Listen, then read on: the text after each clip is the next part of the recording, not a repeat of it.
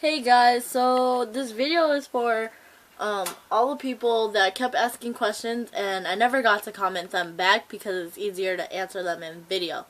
Um, so you guys leave comments down below if you guys want to know any more questions if I didn't answer any of them in this video. Yeah, so let's get started. Are those retainers in your cheeks in this video at Q&A number 3? Yes, they were retainers. Oh god, I hope this camera doesn't fall. Anyways, so yes, they were retainers and I had acrylic balls on the end of them. I suggest to do metal balls because the acrylic, I found out that it started irritating my cheeks way more than the metal would ever. But yes, I did have retainers in them, so definitely get a retainer. You guys, the retainer was like the BioFlex part of the bar. And then I would suggest to get metals on the ends of them, like metal balls. So definitely try that out if you guys have like acrylic on the ends of them. Definitely switch to metal because I noticed it helped way better.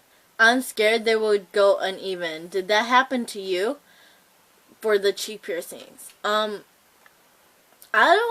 Okay, cheek piercings, if you mark them well enough, you feel comfortable with it, then go for it. But piercings do slide, so that's what you want to be careful with. Some piercings slide up or down or side to side. Piercings do slide, period. So more likely than ever, if you're gonna get like one of those symmetrical piercings, you have to be careful. So if you're looking into like getting cheek piercings and making sure that they're in a good place, I suggest for you to mark them and like get comfortable with them for like an hour or so. Or if you want to like commit to it, I suggest to stick stickers on your face. Yes, stickers. Like the little small smiley faces on your face, so that you could see actually where the balls might sit and like how it would look on your face. And have that on for a couple of days. I suggest to wear them in public too because it's like having piercings on. You'll get weird looks. Same thing as cheek piercings. You'll get good look, like you'll get people complimenting you, and some people like looking at you funny, or other people would be like, ew, what the fuck is on your face? Yes, it's a similar thing like getting dimples pierced, having stickers on your face. That's the best way I could explain it. How old are you? I am currently 17 years old. I barely just turned 17 like 2 months ago. Did it hurt worse piercing your cheeks the second time or the first time? I think the second time, well, it was about even, but I say the second time hurted a little bit more because of the scar tissue. It's something about scar tissue being a little bit thicker and like just being a little bit thicker than normal skin. It hurts, like you could actually hear the popping noise. What size were your bars in day 7 of your cheek piercing healing days? They were 14 gauges, and I believe they were probably like 3 millimeters longer than the regular tongue ring bars. And I think the tongue ring bars, like getting them pierced is like 20 millimeters. So maybe 20 millimeters I had them in. And then if you switch back to like a regular tongue ring, it would be like 16 millimeters. So around 20 millimeters. I use 14 gauge tongue rings for my cheek piercing. What's smaller than that? Because I've gotten with a 16 gauge and it's long as hell. I want to shorter than the 14 gauge, which are the ones I have now. Okay, so if you're talking about size of the bars, 14 is bigger than 16. It sounds weird, but that's how gauges are. It starts off by like it's only even numbers in the first up to 0 or double zeros. So the smallest I believe is 20, which is like earring size, or 18 gauge is earring size, and then it goes to 16 gauge, which is like sometimes lip rings are it, or nose rings. And then 14 gauges are most of the piercings, like oral piercing, any piercings pretty much. It's more likely to be 14 gauges. 12s are a size up. Not huh.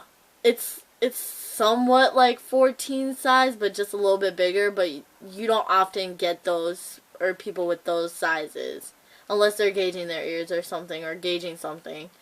Yeah, and then anything after that is like not what normally people get. So like if you were to have a belly button ring, it's more likely to be a 14 gauge. So that's like the average right there. But if you're talking about length, like how long it is, like from top to bottom, like I said, I think the first tongue ring bars are, when you first get them pierced, they should be 20 millimeters long. Just because, but that sounds long though, so probably like a little bit shorter, like 18 millimeters, because your tongue swells, or any piercing swells. And then the regular tongue ring should be like 16 gauges, or 16 millimeters. And then from then on, it's just up to millimeters. For cheek piercings, I suggest not to go to lip rings. You should go like at least 5 more millimeters bigger than that, because lip rings are really, really small for cheek piercings. You have to gradually get smaller from the tongue ring. And you can't really find these bars in any store, or like if you were to go to a mall, I believe they won't have those long bars. They're more likely you have to look online for these. 14 gauges are way easier to find than 16 gauges, if that's what you're asking. 16 gauges are smaller and they're like a little bit uncommon, like not as common as the 14 gauges, so 14 gauges are pretty much the best way to go, but even though they're a little bit bigger, but you're more likely to find something pretty in that size, or pretty rings in there. Yeah, so you're more likely, why am I saying that so much? Online is where you should be looking for bars, and make sure you have a ruler with you while you're looking, so that you can read the details of like how big the balls are, how long the bars are, and what gauge they are, because they're more likely to tell you how long the bars are. I suggest for cheek piercings to get a flat back, but I do not have a flat back. I have a ball. I don't know if you guys could tell, but it's a ball. But right now they're just like tongue ring size, which is probably like 16 millimeters, or shorter than that, probably like a little bit shorter than that. Yeah, so that it doesn't bother me by far. But for you, I've seen your video, not to sound like a creep, and I hope I'm not like dragging on this video, but you should switch back to your long bars so that your cheeks could breathe a little bit. And I heard that you said that you were having like little pimples there still. Yeah, switch to like the longer bars and try out the little T method. You're going back to the regular cheek piercing ring that you had in before, or I suggest you to find longer ones, because your cheeks have to breathe for that shit to like actually heal right. And then have a ruler with you while you're searching for it, because you want to be able to have a visual of how long these bars are, so that you don't buy the wrong size and not be able to return them. And I hope I help a lot with this video, guys, so please subscribe or whatnot, and leave more comments down below if I didn't answer them, and I'll try and be more awake in the next video. So,